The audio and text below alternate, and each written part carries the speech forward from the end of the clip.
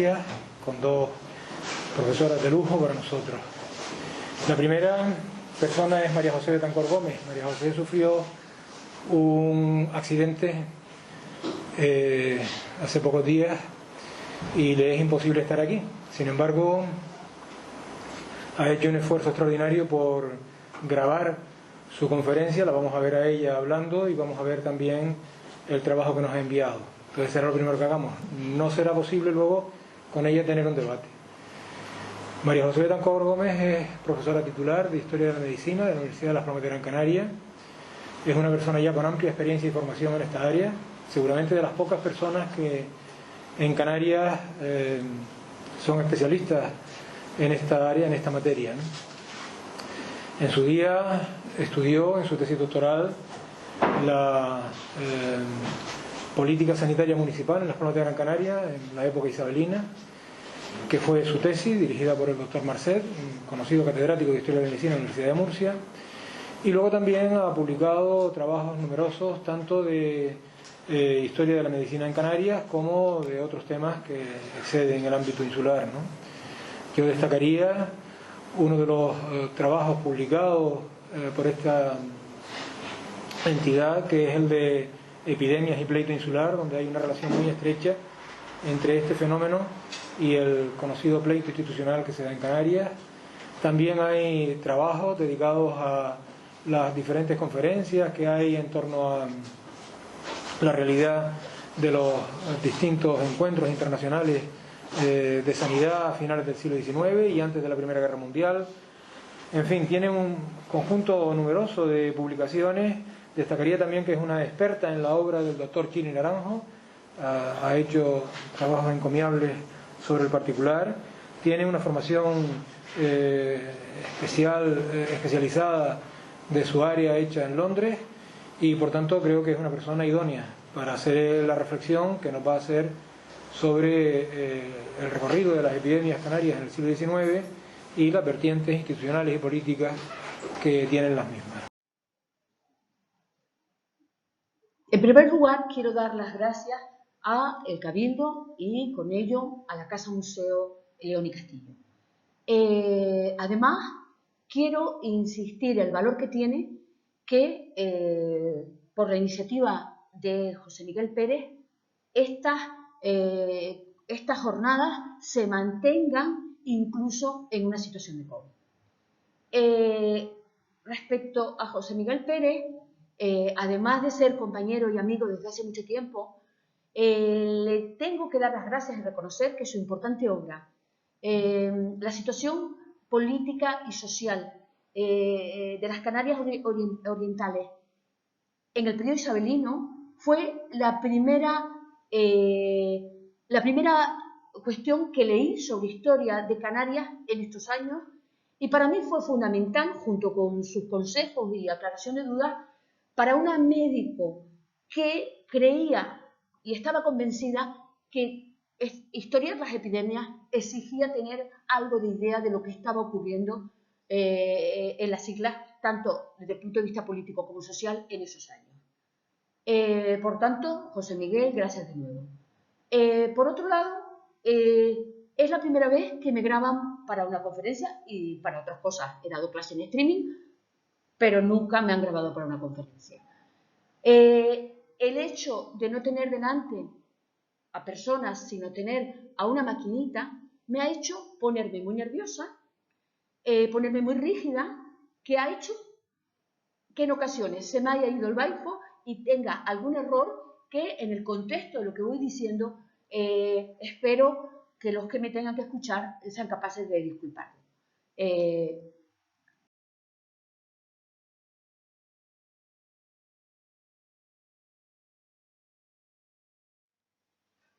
En primer lugar, quería leerles un texto de Laín de Entralgo que se hizo como prólogo a la importante obra de los hermanos Peset, Muerte en España.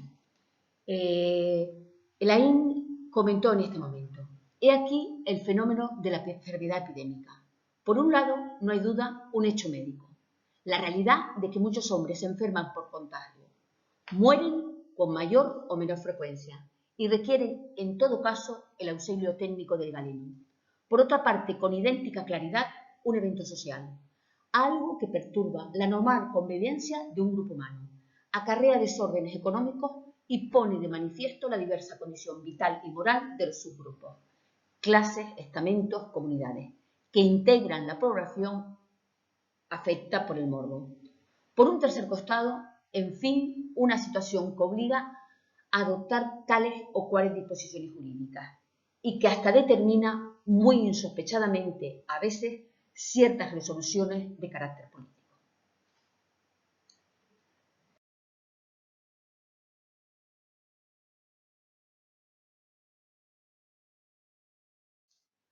Antes de analizar las epidemias en Canarias, me parece importante hablar de algunas cuestiones genéricas. Por un lado, de las grandes epidemias en Europa. Realmente, en el caso de la peste, la primera vez que aparece en Europa, a ver, las epidemias han nacido con el ser humano y antes que con el ser humano, con los animales. Pero, de alguna manera, ya en tiempos históricos, las del el punto clásico están siendo y siguen estando difíciles de analizar, pero de las que tenemos claros es ya a partir del siglo VI hay la llamada peste del Justiniano del siglo VI que no aparece en toda Europa porque se limita a algunas zonas de la zona mediterránea. Ya la que hemos llamado a posteriori peste negra, la peste de 1348-1350, o el siglo XIV, mató, para que nos hagamos una idea de cómo cambió el mundo, aunque esto es sabido, en aquel momento, es que en ese bienio mata de 1/3 a 1/4 de la población europea. Es una etapa preregistrable, por tanto no se puede tal, pero nos hacemos la idea de la gran mortalidad que tenía.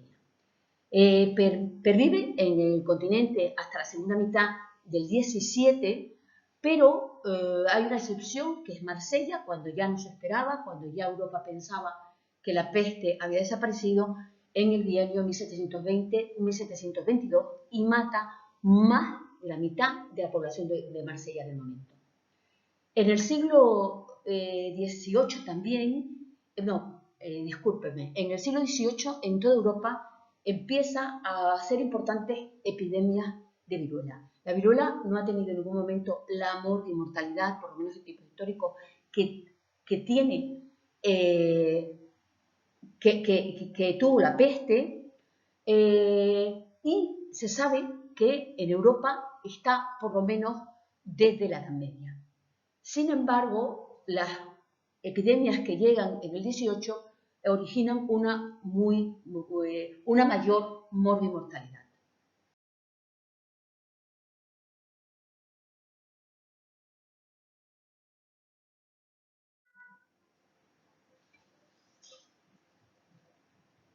También en el siglo XVIII aparece en Europa la fiebre, fundamentalmente en España. Canarias es el primer punto de Europa en el que llega la fiebre amarilla. En 1701. La historiografía, normalmente, la gran mayoría de la historiografía ha dicho que era Cádiz. Sin embargo, esta epidemia de Canarias, que empieza en primer lugar en Tenerife y se transmite a Gran Canaria, es anterior a la de Cádiz y es en 1701. Por otro lado, sin embargo, las epidemias de fiebre amarilla del 19 producen en general una mayor mortalidad que las del siglo XVIII. Por último, en el siglo XIX, Europa ve aparecer por primera vez el cólera. A lo largo del siglo XIX hay 4 pandemias de cólera, separadas entre 15 o 20 años unas de otras. La primera tiene lugar entre 1826 y 1837. Sin la mortalidad de la peste, tienen una importante mortalidad. Por otro lado, unas epidemias que no las podemos meter en ningún siglo concreto porque realmente Estas sí que están bastante documentadas desde momentos del mundo clásico, son las epidemias de tifus exantemático, asociadas a hacinamiento, pobreza, desnutrición, falta de higiene y grandes poblaciones, y que se daban, que ha estado presente hasta en el siglo XX, porque en el 39 en Madrid, acabada la guerra civil, hubo tifus exantemático, han estado muy ligadas a las guerras, las cárceles y en general, además, la pobreza.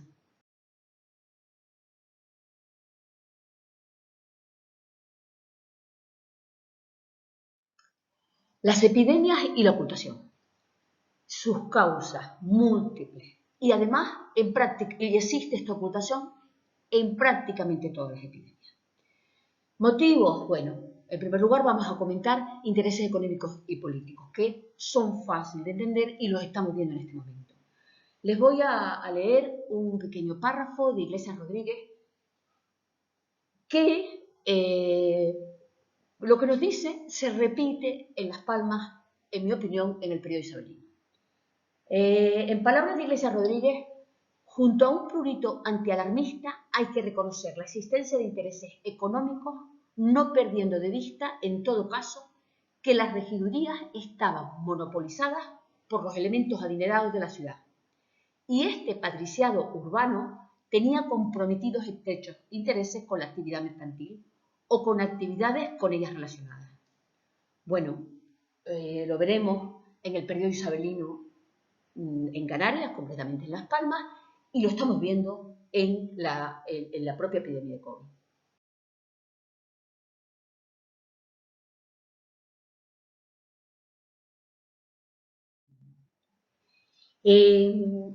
La ocultación y los médicos.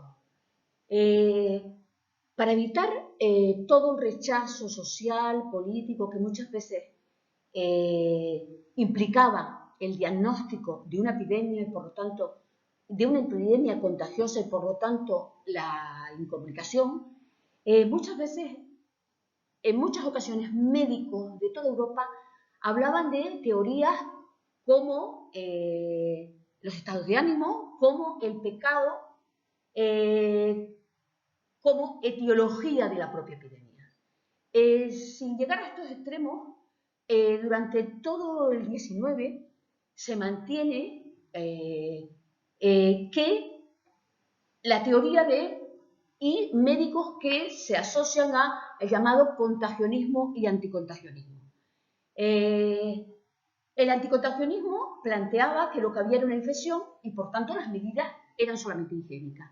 En cambio, el contagionismo implicaba contagio y por lo tanto incomunicación.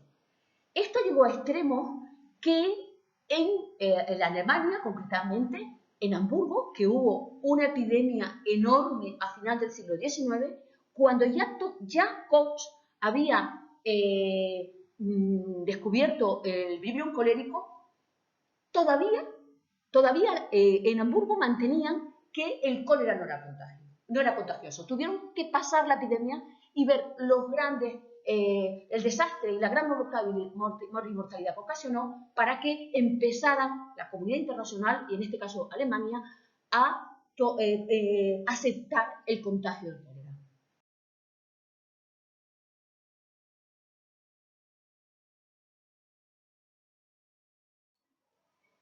La ocultación por parte de los pacientes.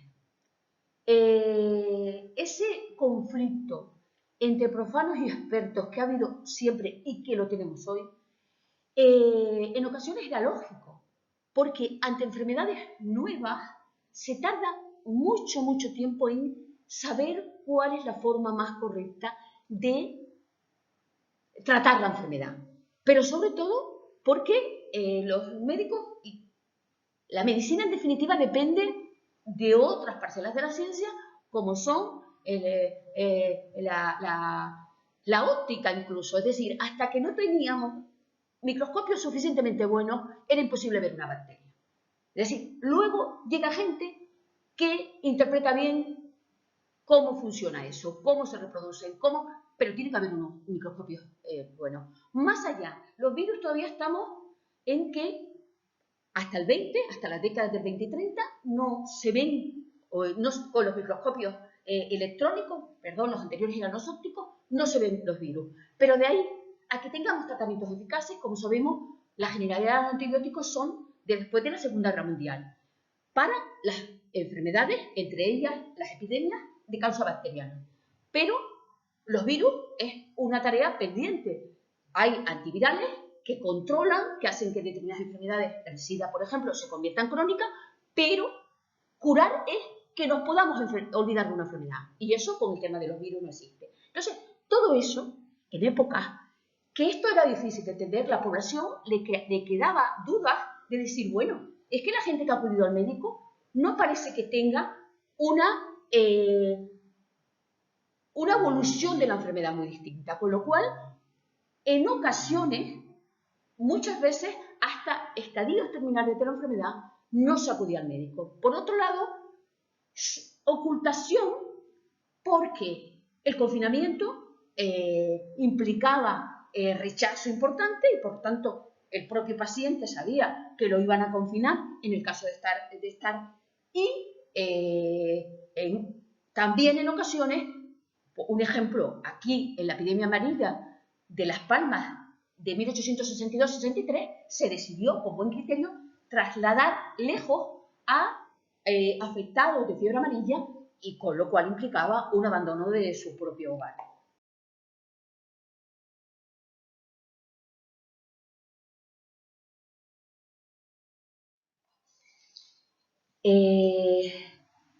Cuando se sospecha que algo se oculta, es decir, epidemias, pánico, violencia. Les voy a leer un pequeño párrafo de Agustín Millares Torres en sus manuscritos Anales de las Islas Canarias. Millares Torres nos dice: una prueba trágica del pánico es el suceso acaecido en la isla del Hierro en diciembre de 1784, cuando desde un navío extranjero fueron desembarcados a la fuerza 36 personas. Existen dudas sobre su procedencia, holandeses o irlandeses, pero lo que sí sabemos es que, habiendo sido capturados por un barco americano, habían sido desembarcados por falta de víveres. Los herreños, que no creyeron esta versión, pues sospechaban que en realidad eran apestados, tomaron la drástica decisión de fusilarlos. Bueno, esto lo recoge Millares Torres. Indudablemente, cuestiones así, aunque nos parezca mentira, se han visto a lo largo de la historia.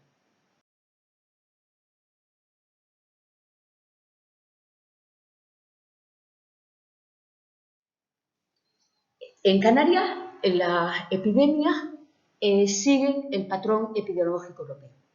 Indudablemente, como sabemos, las islas no se terminan de conquistar hasta finales del siglo XV. Las de señorío antes, pero antes de finalizar la conquista están descritas, por ejemplo, una modorra en Tenerife de los Guanches, otro tipo de epidemias, pero que no están suficientemente documentadas. Lo que sí podemos afirmar es que hay peste, por lo menos tanto en Tenerife como en Gran Canaria, en el siglo XVI y en el siglo XVII. En el siglo XVIII, al igual que el resto de Europa, en Canarias desaparece la peste, pero aparece en el XVIII fiebre amarilla y viruela. La viruela hemos comentado que había periódicamente, también aquí lo había, epidemias que además, incluido ya en el 19, descubierta la vacuna, se habla de la insuficiencia y de la poca eficacia de las campañas de vacunación, porque se sigue viendo viruela. Pero, porque tienen mayor mortalidad, lo que preocupa mucho son la fiebre amarilla. Como hemos dicho, a Canarias es el primer sitio de Europa que llega, en 1701, luego se repite otra fiebre amarilla en 1771, que pasa de Tenerife también a Gran Canaria, y ya por último, en el 19 tenemos fiebre amarilla con epidemias de mayor morbimortalidad, también en Canarias, y cólera, que como veremos existe un cólera de algo menor incidencia en Tenerife, pero sobre todo en la isla de Gran Canaria, el cólera de 1851.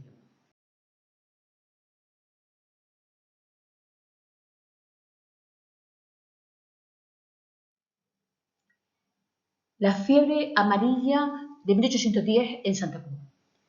Esta fiebre amarilla, que es la primera del siglo XIX, proviene de Cádiz. En este caso, la rivalidad no es de una isla con otra. La rivalidad se produce dentro de la propia isla de Tenerife, dado que se produce en un momento anterior a la consolidación del nuevo régimen y, por lo tanto, la capital de la isla está en La Laguna. Eso significa que lo que se ve en la fuente son quejas por parte de la ciudad de Santa Cruz, de la Junta Municipal de Santa Cruz, contra la decisión del gobierno de La Laguna de extender excesivamente la incomunicación. Por otra parte, lo que le caracteriza mucho tanto a la isla de Tenerife como luego a Gran Canaria, porque se terminará contagiando Gran Canaria, en Las Palmas en concreto, es que va a tener una muy alta morbimortalidad. Tanto la mayor morbimortalidad de todas las epidemias del siglo XIX, cosa que va a ser repetida en epidemias posteriores.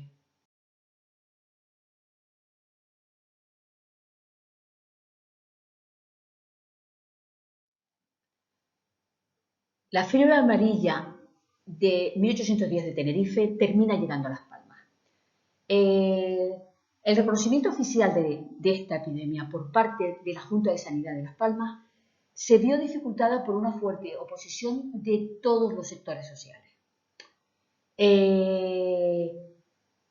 Hubo hostigamiento y fuertes amenazas a los médicos por el rechazo a la incomunicación.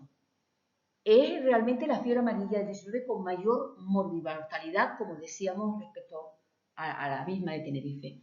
Y la cuestión por la que tenerla en cuenta es que saldrá en las sucesivas fiebres amarillas por la gran morbimortalidad, pero también porque estas amenazas a los médicos y este hostigamiento marcará mucho la actitud de los profesionales, la actitud de los médicos a posteriori.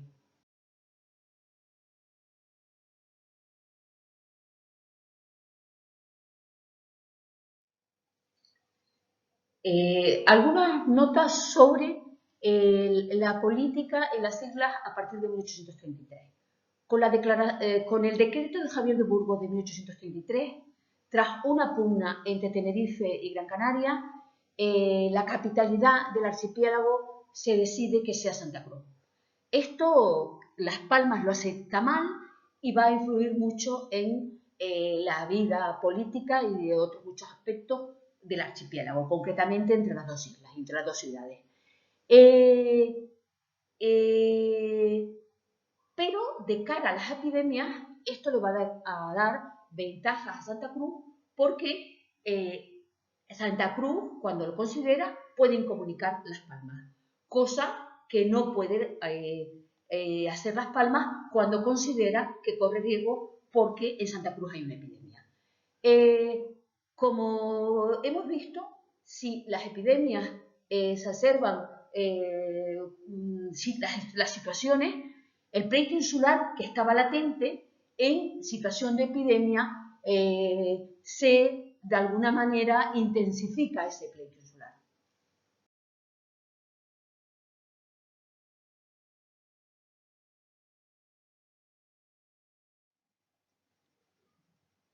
En la fiebre amarilla de 1838 es relativamente benigna. Esto puede estar condicionado por la gran morbimortalidad que ocasionó la de 1810-11. Desde 1806 Aréjula, que era un cirujano del Real Colegio de Cirugía de Cádiz, que como sabemos fue muy importante, ya, como digo, en 1806 dijo que la fiebre amarilla dejaba inmunidad permanente. Choca el que veamos que en todas las fiebres amarillas del siglo XIX, en Las Palmas, no hay ningún médico que conociera o que diga, que se encuentre en los documentos, que se encuentre en las fuentes, esta inmunidad permanente. Lo que se nos ocurre pensar es, si no reconocen que es fiebre amarilla, ¿cómo van a reconocer que deja inmunidad? Por otra parte, esta epidemia lo que se caracteriza es por una gran ocultación por parte de todas las clases dirigentes. Es decir, médicos, vecinos pudientes. Hay un absoluto rechazo al diagnóstico de fiebre amarilla, no solo durante la epidemia, sino incluso después de acabada la epidemia, se le nombra solo como la fiebre. Por otro lado, la actitud negligente, ya no solamente de ocultar, sino negligente, porque ocultan, pero luego huyen. Llama la atención que huyen autoridades, huyen los médicos, de 6 médicos que había en la ciudad, huyen 4, huyen los vecinos pudientes, es decir, por lo tanto, huyen prácticamente todas las fuerzas vivas.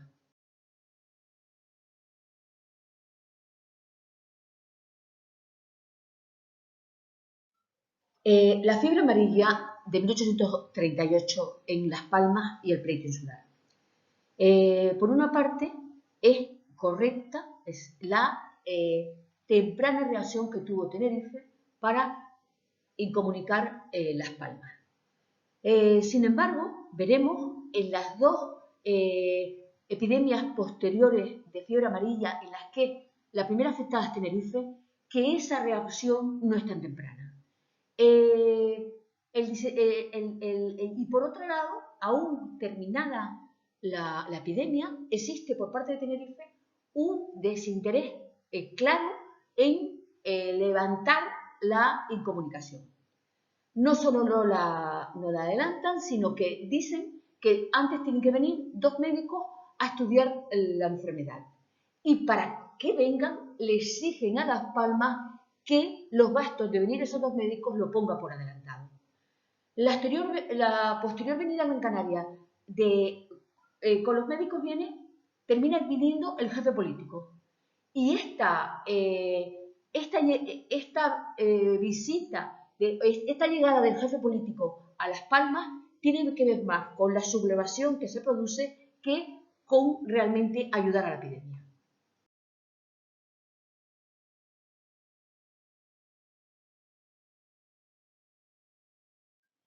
Esta fiebre amarilla del 38 se caracteriza por una gran conflictividad. Conflictividad en el seno de la Junta Municipal, dado que de los médicos de la ciudad, de 6 médicos que hay, solamente uno declara desde el principio que existe fiebre amarilla, lo que le ocasionará serias dificultades durante esta epidemia, que además se van a reflejar en años posteriores, ya que se trataba del primer médico titular de la ciudad. Por otra parte, conflictividad en la población que piensa que porque esta Junta Municipal no guardó la debida cuarentena, propició que la enfermedad se propagara. Y conflictividad entre las autoridades provinciales y las autoridades de Las Palmas. Tenerife desconfía de la veracidad de la información que le llega de Las Palmas. Pero, por otra parte, Las Palmas se queja de el largo confinamiento, la larga incomunicación que está produciendo Tenerife a la ciudad y en definitiva a la isla.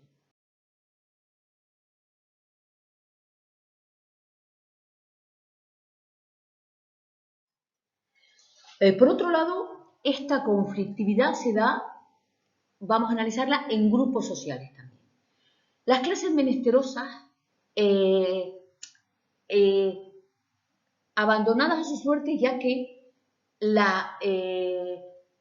la Junta de Sanidad, la mayor parte de los componentes, hemos dicho que de 6 médicos, 4 huyen. La mayor parte de los componentes, incluido el alcalde, que era el presidente de la Junta Municipal de Sanidad, abandona la ciudad y tiene que sustituirle un alcalde accidental. Y la mayor parte de los concejales del Ayuntamiento de Las Palmas también huyen de la ciudad. Por lo tanto, ven que pongo entre comillas Junta de Sanidad porque es algo que se improvisa, en lo que de las autoridades, lo muy poquito que queda, se incluye en esta Junta con algún vecino más. Esto es para dar salida a algunos de los problemas, pero también para intentar que se note demasiado la huida de esta parte de las autoridades. El abandono de las autoridades y el resentimiento por el aislamiento va a ocasionar grandes incidentes que terminan en una sublevación armada. Esta fuerte conflictividad por parte generada por la población más pobre que se ve abandonada por sus autoridades va a generar una honda huella que hará que en la documentación del resto de las epidemias, sobre todo las 2 fiebres amarillas posteriores, se hable mucho de evitar motivos para el descontento de esta población.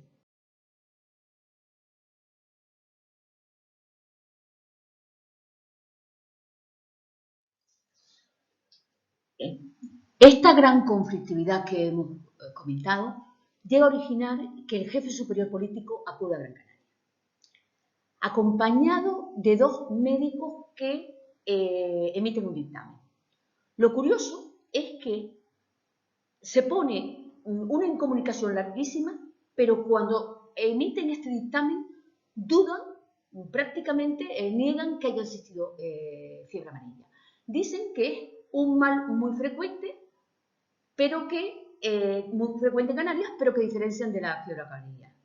Y las causas de que ese mal que ellos aumentan, que no es fiebre amarilla, de que se haga epidémico, lo atribuyen a factores como el clima, y les voy a leer una frase corta porque lo dice todo por sí mismo, que es: afirman que arraiga sobre todo en los pobres, debido a su deficiente alimentación, malas condiciones de vida y a los vicios que la dominan. Desgraciadamente, ahora con el COVID, estamos oyendo en nuestro país y fuera de nuestro país cosas bastante parecidas.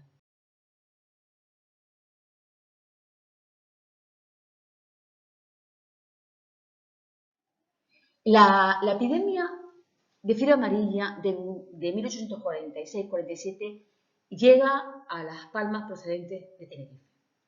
Es relativamente benigna, más en Las Palmas. En Tenerife la mortalidad es más alta. Y a su vez, en las 2 islas, en las 2 ciudades, es más alta la incidencia entre clases pudientes.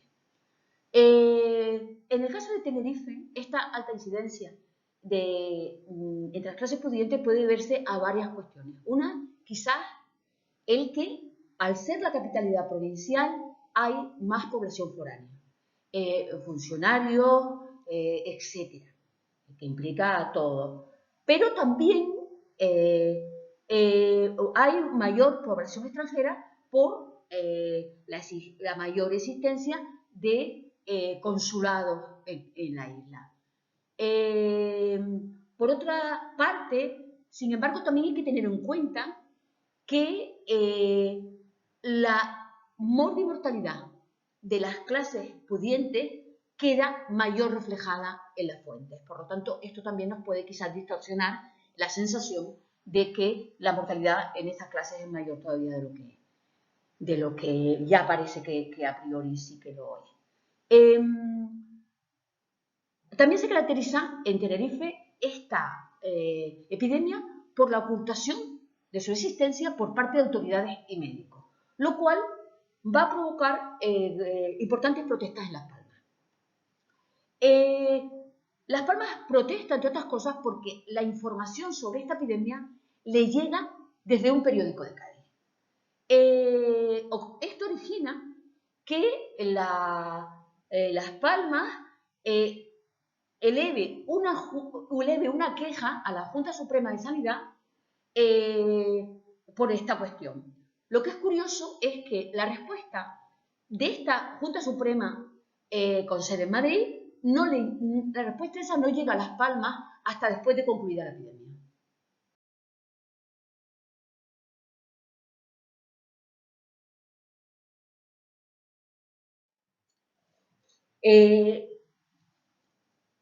A Las Palmas llega la enfermedad.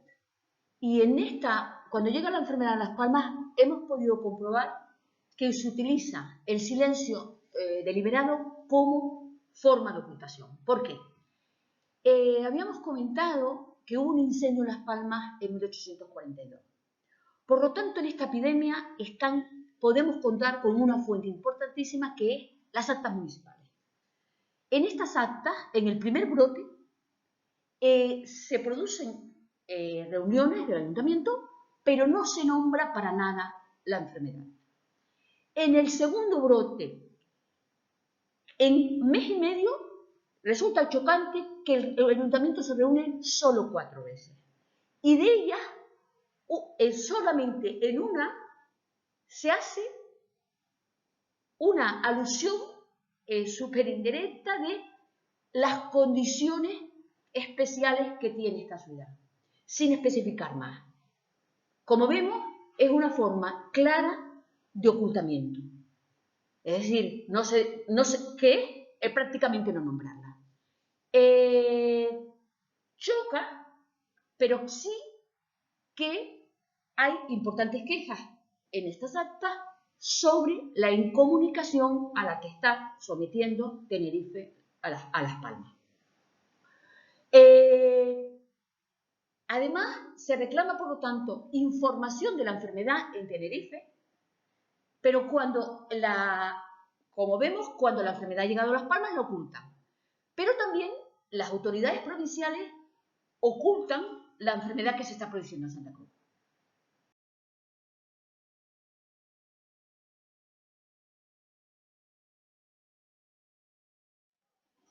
En esta ocasión de la fiebre amarilla del 46-47, también vemos cómo la relación entre los debates médicos del momento y la ocultación. Existen en el caso de Las Palmas, 2 informes de 2 médicos de Las Palmas. Uno de ellos, José Rodríguez, niega totalmente la existencia de fiebre amarilla. Y lo que dice, los síntomas que ve, los atribuye a cuestiones como pánico y estado de alarma. No es propio únicamente de Canarias, dado que un médico muy importante de Barcelona, en una fiebre amarilla de Barcelona, después de hacer una prolija enumeración de síntomas, dice que sobresalen, sobre todo en aquella fiebre amarilla, los temas emocionales. No es raro el que Piguillén fuera un importante anticontagionista. Por otro lado, otro médico importantísimo de Las Palmas, como era Domingo J. Navarro, que fue médico en la mayor parte del periodo isabelino, además de muy implicado en política, dice que no lo niega, pero dice que la sintomatología que ve puede ser de fiebre amarilla, pero que él no se atreve a confirmarlo, que no tiene suficientes elementos. Estamos viendo que hay un rechazo importante a confirmar la enfermedad, por lo tanto, a la ocultación. Y se nota la gran influencia que tuvo en los médicos de Las Palmas la confirmación muy temprana de la fiebre amarilla en el caso de la epidemia de 1810-1811.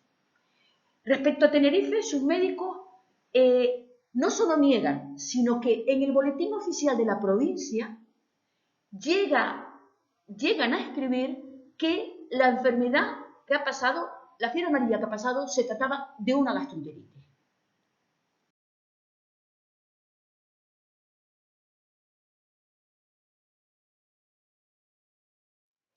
El cólera en Las Palmas de 1851, la única vez que ha existido cólera en Las Palmas, fue una epidemia de muy alta mortalidad. Se acepta que muere de un 10% de la población de Gran Canaria y un 20% de la población de Las Palmas.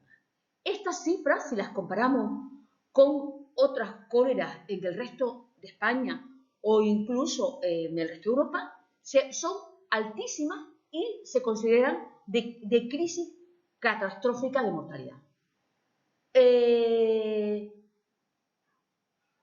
Prácticamente toda la historiografía ha atribuido el origen del cólera a un vapor, el trueno, pero que la primera muerte por esta enfermedad se produce el 24 de mayo. Hay que tener en cuenta esta fecha. También hay que tener en cuenta que Gregorio Schill y Naranjo, que como sabemos su importante obra sigue estando la gran mayoría inédita, sabemos que es muy importante para el estudio de la historia en Canarias y en este caso, como no, de las epidemias en Canarias. Dice que el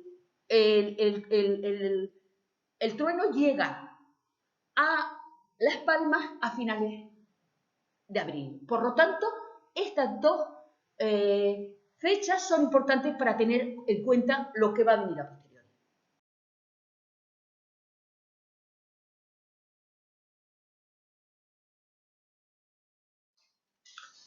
En Las Palmas, anterior al cólera, hubo una epidemia de escarlatina.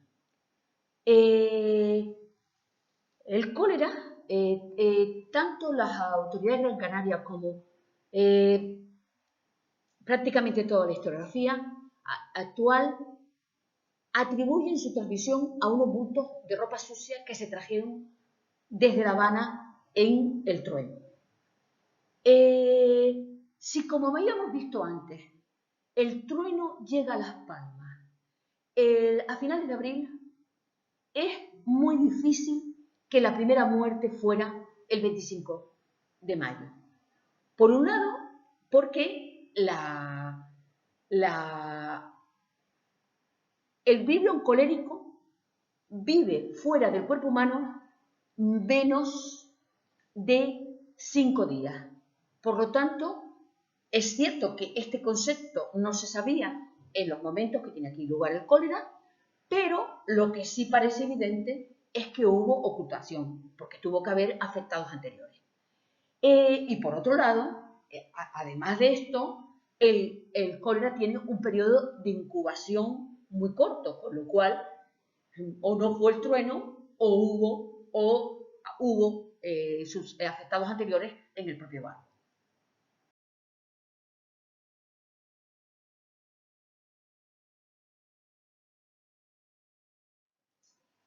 Schill considera que esta epidemia de cólera se introdujo a través del trueno y afirma que en la travesía murieron 3 pasajeros.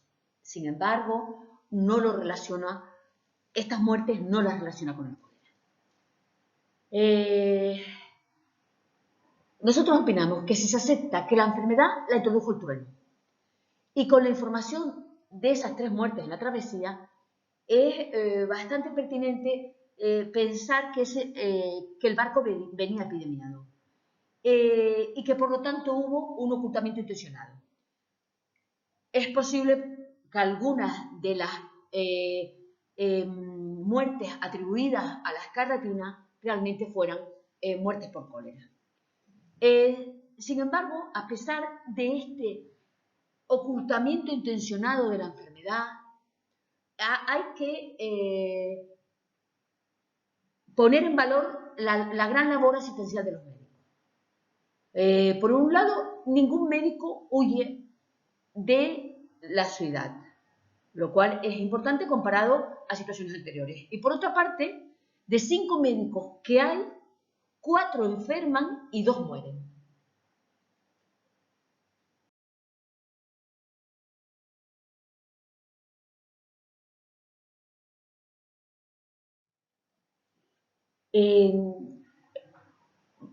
Antes de continuar, es importante comentar que prácticamente la década anterior a esta epidemia de cólera fue unos momentos muy duros para la isla de Gran Canaria. Por una parte, disminuyeron las exportaciones. Por otra, problemas de la enfermedad, la del 38, pero también la del 46, sobre todo la del 46-47, y una importante hambruna en 1847, hicieron que la situación económica de Las Palmas en el 51 era ya muy, muy grave.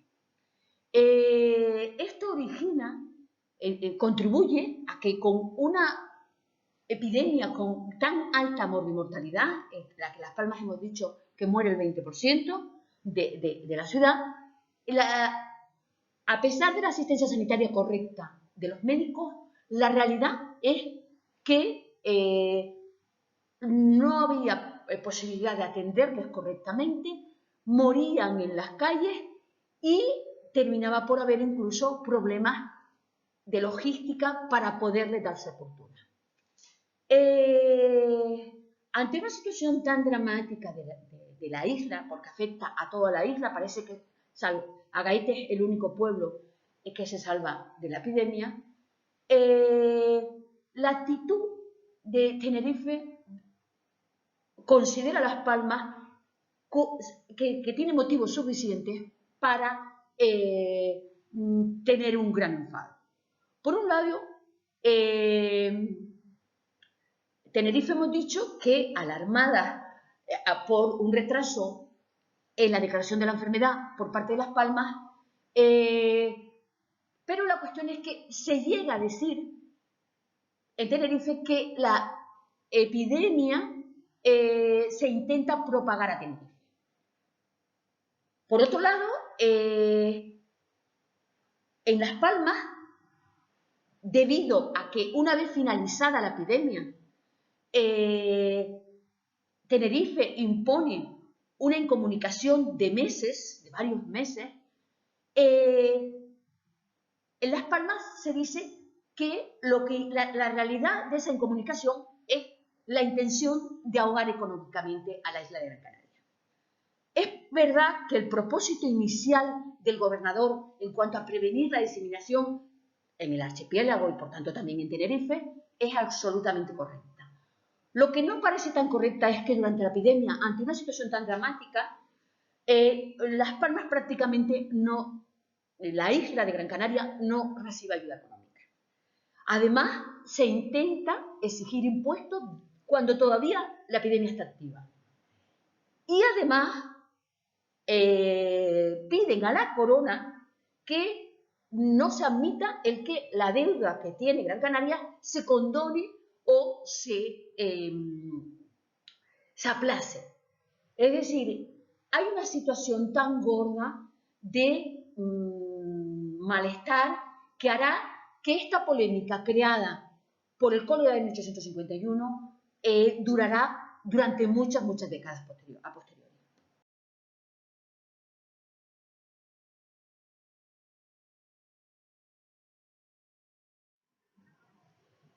La situación tan catastrófica que hemos comentado que dejó esta epidemia de cólera en Las Palmas influyó junto con una situación en las autoridades de Madrid, en el gobierno de Madrid, más favorable a los intereses de Gran Canaria, para que la primera vez que se divide el archipiélago en dos provincias tiene lugar en 1852.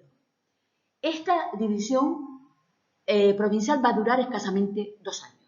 Hay una nueva división en 1858 que solo dura 8 meses, pero tras ella no se vuelve a la situación inicial. Se convierte en un solo gobernador, pero 2 subgobernadores, que, aunque dependiendo de Tenerife, pero con mayor independencia por parte de Gran Canaria respecto a los problemas de la isla y que además comprendían la isla de Lanzarote y Fuerteventura. Y esto marcará profundamente la epidemia de la que vamos a hablar, que es la del 1862-1863. Además, esta epidemia es la primera de todas las epidemias del siglo XIX en Canarias que viene un médico enviado por Madrid, Nicasio Landa, que además es el introductor de la Cruz Roja en España. Por otra parte, contamos para el estudio de esta epidemia con prensa. Y además, la primera vez que ocurre que desde el momento de los inicios de la epidemia en Tenerife, la epidemia empieza en Tenerife, Las Palmas le agradece al gobernador la prontitud en declararla. Y al pie de la letra llegan a decir, nunca se había producido un hecho similar. Es la única epidemia de las tratadas que respecto a Las Palmas hay un éxodo de pobres. Probablemente influye la situación en la que dantesca que comentamos, que en el caso del cólera se produjo una mortandad que originó que los pobres terminaran muriendo por las calles.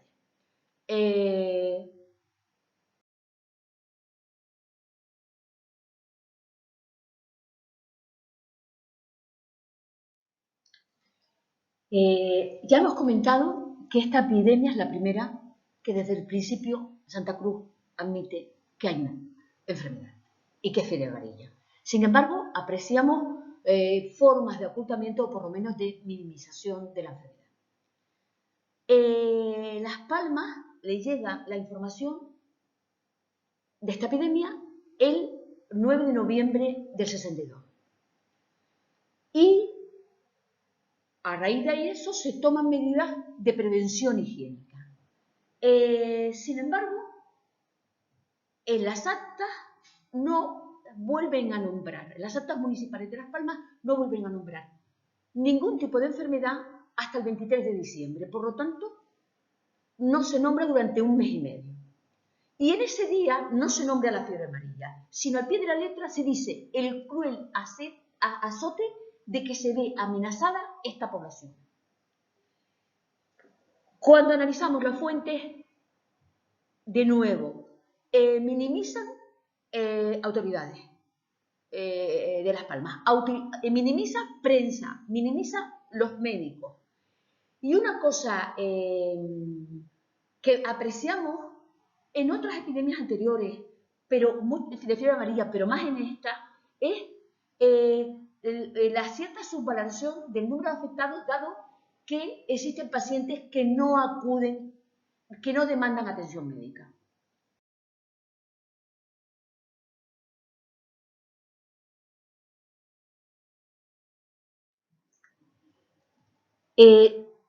Dos días después de la primera noticia que hubo en Las Palmas por parte del ayuntamiento de la existencia de una enfermedad, aunque no se nombrará la fiebre amarilla, choca una petición del alcalde en el que se solicita a la Corona que Santa Cruz continuara incomunicada 90 días más y que a posteriori sus pertenencias se sometieran a observación durante 8 días. El único argumento que se da para esto es que es lo mismo que se hizo con Gran Canaria en la epidemia de cólera de 1851.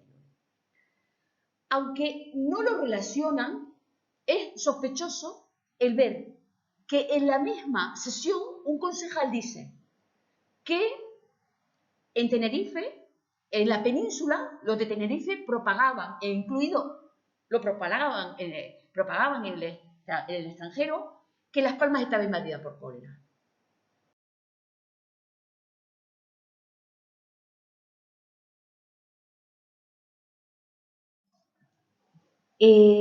La prensa y la ayuda al mantenimiento del pleito insular. El Ómnibus, el periódico El Ómnibus, aunque a lo largo de la epidemia proporciona importante información sobre la enfermedad en Santa Cruz, cuando ésta llega a Las Palmas, no solo habla poco de ella, sino que en ocasiones, y no nombra la fiebre amarilla, sino que en ocasiones cuestiona la existencia de una enfermedad. En cambio, cuando la afectada era Santa Cruz, dice de su prensa lo siguiente. Dice de la prensa de Tenerife lo siguiente. si por los periódicos que se publican en Santa Cruz fuéramos a juzgar de los graves sucesos que hayan pasado, nos veríamos perfectamente a oscuras. Y añade, en verdad hay cosas que no se comprenden o que se comprenden demasiado.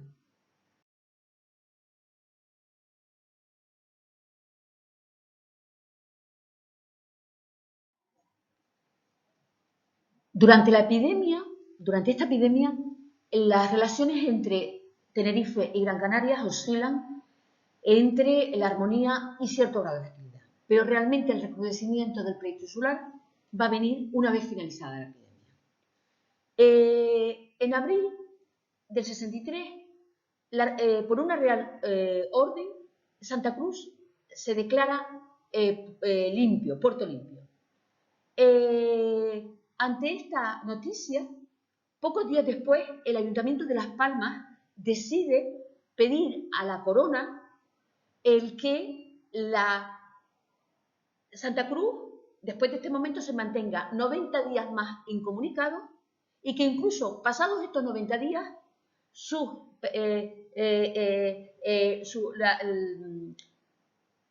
cuando los barcos llegaran, fueran sometidos a una observación de 8 días. Además, le piden al subgobernador el que incomunicara la isla de Gran Canaria con Tenerife hasta que la Corona resolviera. El cumplimiento a posteriori de este acuerdo por el subgobernador y especialmente el de la incomunicación va a originar que la Corona cese al subgobernador.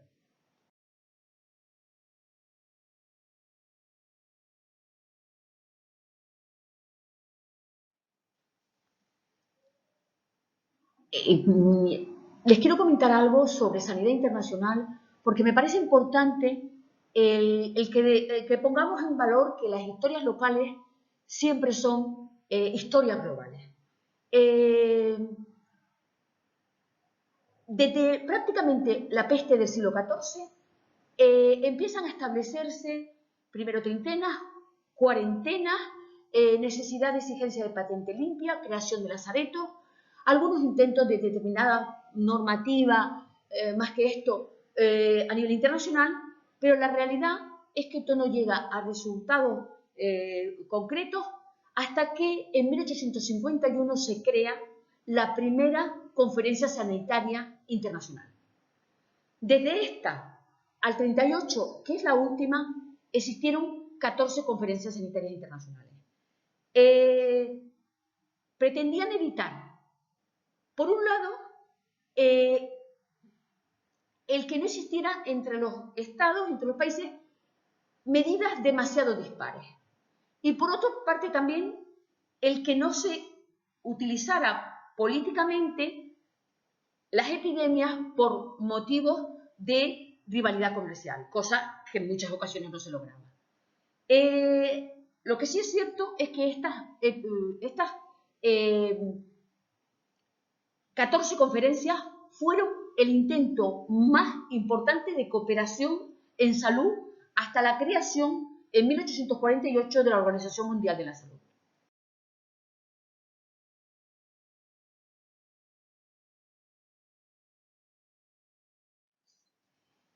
Desde la primera conferencia, en 1851, hasta la 11ª en 1903, se trata de hacer compatible el comercio internacional y la salud pública.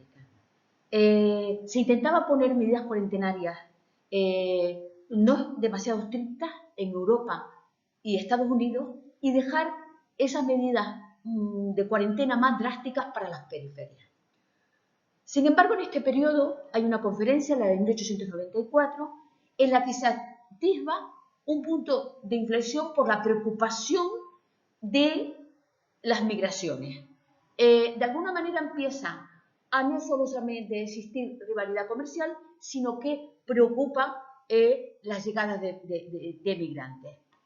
Estados Unidos, de hecho, intenta en esta epidemia abordar la cuestión del control sanitario de los inmigrantes, aunque no tiene éxito. El gran aumento de desplazamiento A lo largo de todo el sub-19 y las primeras del 20 hace que en las conferencias sanitarias esta cuestión vaya más. Y de hecho, algunos gobiernos americanos, y no solamente Estados Unidos, también Argentina, comienzan a manifestar una preocupación importante por el control sanitario de los inmigrantes. Este tipo de preocupaciones y ansiedades de la conexión inmigrantes-salud las estamos viendo en la realidad, en la actualidad, en este entorno. Muchas gracias por la atención.